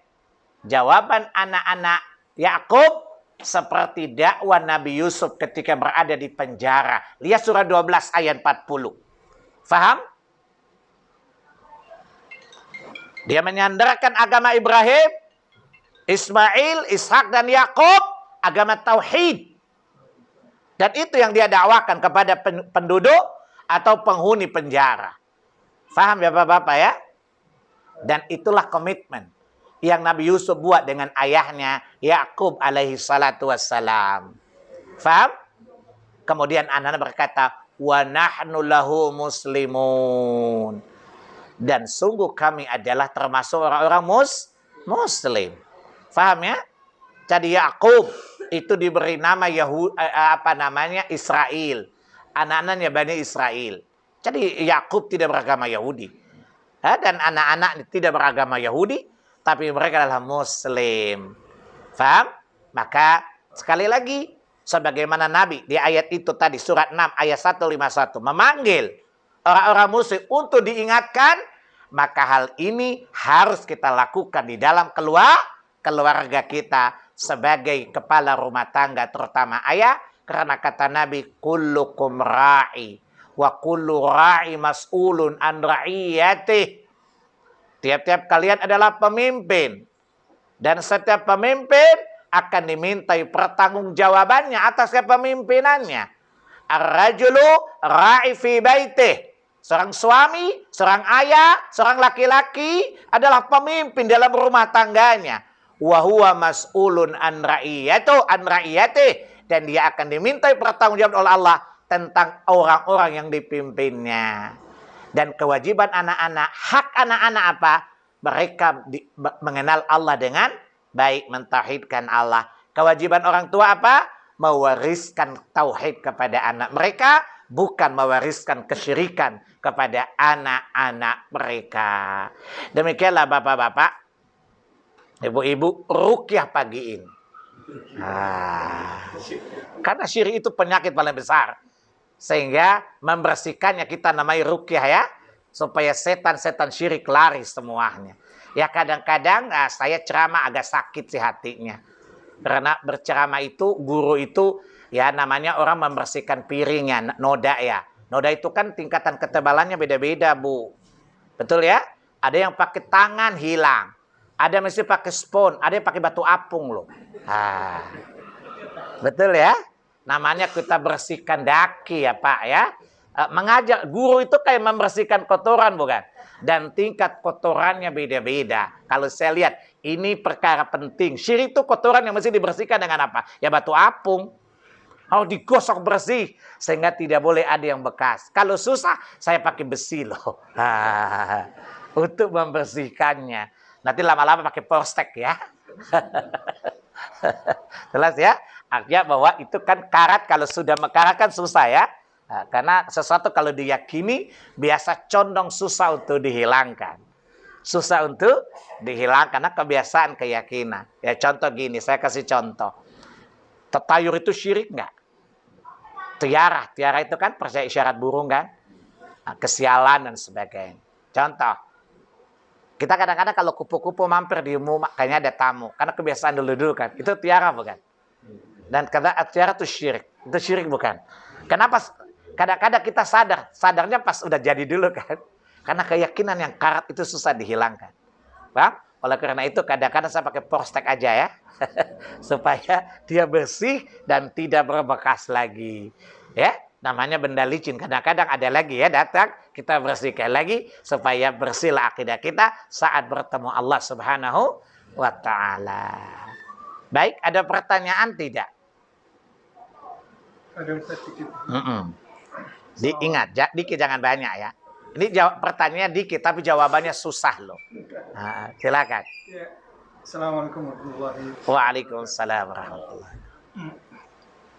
Tentang kekinian, jadi tentang tauhid juga. Sering kita mendengar sekali komentar dari pendapat dari kiai-kiai, sebagian kiai, bahwa kenapa sih kok mau Allah ditolong? Allah kan maha besar. Statementnya begitu. Padahal kalau dari surat itu yang tadi itu, kalau bisa nahnu ansarallah, siapa yang mau menolong Allah? Sebenarnya pernyataan ini kelihatannya hak, tetapi sebetulnya melanggar Quran. Iya. Masalahnya kenapa seorang yang sudah tahu sudah ini, tetapi malah melanggar? Baik. Sadaqallah wa sadaqa Rasul. Ya Allah Maha benar, tsumma sadaqa Rasul. Kemudian benar juga Rasul. Apa kata Nabi? Ya, yang aku khawatirkan yang aku khawatirkan atas kalian apa, Pak? Bu, jangan urus makan dulu, dengar dulu. Supaya ibu jelaskan ke anak, karena anak-anak ibu dengar bahasa itu loh. Faham? Apa kata Nabi dalam hadis yang sahih? Yang aku khawatirkan pada kalian apa? Orang munafik yang mendebat kalian dengan Quran. Kita jawab. Ya, berarti Anda mendustakan Allah. Kan Allah bilang di surat 47 ayat yang ke-7. Ya ayyuhalladzina amanu in tansurullaha yansurukum wa yutsabbit aqdamakum. Wahai orang-orang yang beriman, barang siapa yang menolong Allah, maka Allah akan kokohkan kayak. Yang bilang ingat, Allah tidak butuh pertolongan kita. Para ulama udah menjelaskan. Faham? Menolong Allah itu tidak sama dengan menolong manusia. Menolong Allah itu apa? Jangan biarkan orang mempersekutukan dia. Itu menolong Allah bukan? Menolong agama Allah kan? Bu, yang namanya pertolongan adalah kita menolong orang agar orang itu hak-haknya terpenuhi bukan? Itu sebetulnya pertolongan bukan? Saya tanya sama antum, bukan berarti Allah tidak mampu menghancurkan musuh-musuhnya. Faham? Bagaimana cara menolong Allah? Cegah setiap orang yang ingin mempersekutukan Allah. Faham? Yaitu Anda menolong manusia dan menolong agama Allah. Karena syirik penyimpangan terhadap agama Allah. Syirik penyimpangan terhadap hak-hak Allah. Faham? Nah pertanyaannya adalah, kan Allah suruh berbuat baik. Allah gak butuh kebaikan. Iya, tapi Allah perintah bukan? Nah, tapi kan sekarang ini kan kok masalahnya gini. Bukan dia tidak tahu, ya, tetapi pura-pura tidak tahu. Maka manusia yang paling berbahaya di dunia ini adalah orang yang tahu tapi pura-pura tidak tahu. Oleh karena itu azab yang paling berat yang Allah timpakan kepada siapa? Orang yang tahu tapi pura-pura tidak tahu. Faham? Lihat surah 2 Al-Baqarah ayat 159 dan 160. Innal ladzina yaktumuna ma anzalna minal bayyinati wal huda min ba'di ma bayyanahu lin-nasi fil kitab. Sesungguhnya orang yang menyembunyikan apa-apa yang telah kami terangkan berupa petunjuk kepada dalam kitab ini. Mereka tahu maksudnya. Faham? Yal'anuhumullah wa yal'anuhumul la'inun. Maka mereka dilaknat oleh Allah dan dilaknat oleh seluruh yang bisa melaknat. Nah, nyaho etate. Faham? Nah, mereka tahu maksud ayat itu apa. Ya, mesti mereka jelaskan. Cara menolong Allah bukan seperti itu. Bukan malah bilang Allah nggak butuh pertolongan. Emang Allah nggak butuh pertolongan? Bukan Allah memerintahkan menolongnya, bukan? Ya, yang dibutuh kearifan. Makanya Bu, perhatikan. Kita tidak takut di Indonesia tidak ada orang alim. Yang kita khawatirkan apa? Orang alim yang tidak amanah. Yang paling berbahaya bukan orang bodoh yang so alim. Tapi lebih berbahaya orang alim yang khianat. Ya kalau orang bodoh, so pintar kita tahu. Alah bodoh lo, gue tahu siapa lo. So belagu lo. Bayangkan orang dengan titel profesor, doktor, kiai anu dan kiai anu. Kemudian menyembunyikan kebenaran dan menyesatkan orang bukan. Dan jamaahnya banyak. Menjadi panutan. Maka iblis istirahat. Apa kata iblis? Agen utama. Apa kata iblis? Di neraka lu asistensi gua. Betul? Maka coba lihat. Taubatnya juga susah. Illa ladzina tabu. Kecuali dia bertaubat. Wa aslahu. Dia bikin perbaikan. Karena fatwanya nyeleneh tadi. Coba lihat. Tadi orang yang ingin menolong agama Allah. Berhenti. Sehingga agama rusak. Karena fatwa kiai tadi, Allah nggak butuh pertolongan. Orang mengatakan, ngapain juga Allah nggak butuh pertolongan? Maka tadi kerusakan bukan? Akibat fatwanya, Allah tidak terima taubatnya. Sampai dia perbaiki kerusakan ditimbulkan ucapannya tadi. Wabayanu. Dan dia meralat ucapannya dengan tulisan atau penjelasan. Jadi kalau dia mati walaupun sudah tobat, kata malaikat, nomor tidak dikenal. Kenapa? You tobat sendiri. Lalu orang yang kamu sesatkan, you itu MLM-nya adalah upline. Orang-orang yang ngikut lo itu downline. Enak aja lu lepas diri ya. Sambil aja, paham?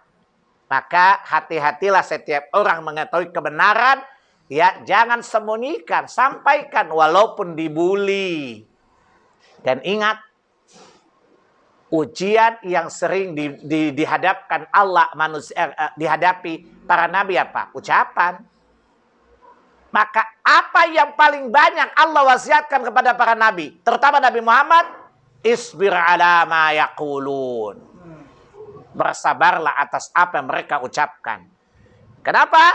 Karena kebenaran pasti tidak semuanya menerimanya. Yang tidak menerima pasti membuli. Biasa aja keles. Pilihan dua. Dibully manusia atau dilaknat Allah. Ya. Diridai Allah atau dimurkai Allah diridai manusia. Atau diridai Allah dimurkai manusia. Pilih itu hanya satu di antara dua saja. Faham Bu? Jadi ibu-ibu ya kadang-kadang sungkan sama orang tua, sampaikan. Ibu sampaikan pertama benar, kedua baik. Kalau kemudian orang tua marah, jangan terpengaruh dengan hadis. Allah murka kalau orang tua murka. Emang Allah anak kecil seenak-enaknya murka? Allah tahu ibumu salah. Ada ibu-ibu pernah ngomong sama saya gini, Pak Salim, aku tuh lagi murka banget sama anakku tuh loh. Saya nggak usah bilang dia suku apa, pokoknya dia lihatnya kayak gitu loh. Kenapa Bu? Lawang aku suruh dia kawin sama anak temanku, anak teman ibu Muslim. Enggak. Orang Katolik ya Mas, tapi baik banget loh. Nah ibu tuh ibu terkutuk. So anak kali sama orang kafir. Baru dia ngancam anak, kalau kamu aku murka, Allah murka. Bu, emang Allah ibu bodoh? Masa ibu suruh ada kepada kekafiran, masa anak nggak nurut, ibu laknat dilaknat Allah? Emang Allah anak kecil gampang disogok kayak satpam gitu? Yang bener aja dong Bu kalau ngomong. Ya, kan aku cuma bilang gini, nggak penting agama tondu, sing penting kan bahagia. Saya bilang Bu, sekarang orang nggak cari ini, orang nggak cari bahagia, cari iman dulu. Karena iman mendatangkan kebahagiaan. Gimana Thomas? Bu, makanya sasaknya jangan kegedean kayak sarang burung. Membuat saraf pikir ibu kejepit. Nah, sekarang anak mantunya saleh, baik sama itu ibu mertua. Kalau ketemu saya apa? Istri aku kalau ketemu Pak Salim. Kenapa aku diruqyah 3 hari sama Pak Salim? Dia ngotot anaknya mesti kawin sama orang Katolik tadi. Lawang dia ibunya itu teman aku sejak SD loh, Mas. Saya bilang, ya, biarpun SD ke TK dalam kandungan satu kandung juga nggak penting kali Bu. Apalagi cuma dari SD. Ya, lain kali jadi ibu tuh yang menyelamatkan, jangan yang sarain. Ya. Udah saya sekolahin tinggi-tinggi, ndak nurut lagi. Lah ibu ngajak ke neraka Bu, ke penjara aja nggak mau, apalagi ke neraka Bu. Ya, nah ini kadang-kadang kita suka salah menempatkan hadits kan. Kalau orang tua ridha, Allah ridha. Ya bukan dalam perkara yang Allah murka masa dia melakukan kemurkaan. Kita nasihatin ibu kita tentang tauhid. Ya, melarang dia dari syirik dengan 2 prinsip tadi. Benar hujahnya, baik caranya. Kemudian dia murka, ya enggak lah. Paham? Karena ada yang nanya sama saya juga gitu. Ada ibu-ibu nanya gini. Ustadz, Abi teh mau nanya. Ya kan ibu saya teh itu suka sesajen gitu-gitu. Karena dia teh orang Pelabuhan Ratu. Tradisi itu teh masih ada tuh Bapak. Tapi kan kalau saya nasehatin marah. Nah saya takut kalau dia laknat. Saya bilang Nabi Ibrahim lebih keras dari Anda. Nggak dilaknat Allah tuh. Paham? Coba lihat surat 19. Ayat 40 sampai 51. Nabi Ibrahim ketika membersihkan kesyirikan dari ayahnya. Bahasanya tegas loh. Bapaknya murka loh. Paham? Allah nggak murka sama Ibrahim. Uang Allah tahu Bapak. Allah teh tahu Bapak Ibrahim teh salahnya. Nah, Ibrahim itu benar. Nah, Ibrahim itu tegas. Dia bilang apa? Bapak tuh menyembah setan. Nah, keras bukan? Bapaknya marah. Ibrahim dipukuli. Diusir lagi. Tapi Allah tidak melaknat Ibrahim tuh.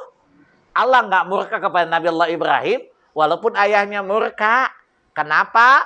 Karena Ibrahim itu benar. Bapaknya itu bodoh. Nuhunnya. Ini kadang-kadang kita suka sampai kebenaran terpasung kan? Betul ya Pak? Ya karena salah menempatkan hadits pada tempatnya. Jelas ibu-ibu ya? Nah, jadi kalau lihat kesyirikan ngasih tahu atuh ibu, iya teh dosa. Paham ya? Kasih sedekah bumi teh syirik. Kumaha eta teh dari dulu mah begitu. Karuhun teh sudah begitu. Ya jawab. Kata Allah ayat 52 sampai 56. Orang-orang musyrik dahulu kalau sudah selesai panenan suka kasih rezeki kepada berhala-berhala. Kalau di Indonesia namanya sedekah bumi. Ya, sami maon atau ibu kata Allah teh syirik. Ya, kurang ajar eta teh, ya gitunya. Enggak usah takut. Paham? Nabi Ibrahim juga bilang sesembahan bapaknya setan loh. Paham? Kenapa? Karena ada kalanya kondisi butuh apa? Ketegasan. Di Indonesia banyak basa-basinya. Ya, makanya basanya kering, basinya keracunan. Karena banyak basa-basinya. Faham ya? Nah, sekali lagi Bu, penjelasan tadi bahwa Allah melaknat orang yang mengetahui kebenaran tapi menyembunyikannya. Mereka tahu kok makna itu. Faham ya? Nah. Dengan sendirinya apa? Ya menganggap, jangan imani ayat itu, nggak usah lah, nggak butuh. Berarti dia menafikan ayat tadi bukan? Ya padahal dia mesti menjelaskan apa makna menolong Allah. Dijelasin. Bukan bilang Allah nggak butuh pertolongan. Faham? Dan kata Nabi apa? Ya nanti tanda kiamat apa? Orang-orang jahat jadi panutan bukan? Ya, orang-orang jahat itu jadi panutan. Ya kalau suami saya masih hidup pasti nggak akan mewajibkan saya berjilbab. Sejak kapan ke suami Anda jadi rujukan? Iblis saja nggak melongok, apalagi saya. Paham ya? Kadang-kadang kita suka seperti itu. Jelas Pak ya?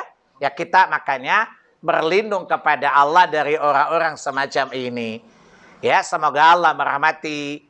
Ya apa namanya? Seorang ulama tabi'in mengatakan, ya apa? Unzur man ittakhadha. Perhatikan dari siapa kamu mengambil agama. Jelas ya? Karena kadang mereka orang alim, tapi lisan-lisan mereka menyimpang dari ilmu yang dimilikinya. Yaitu namanya ulama Bal'am.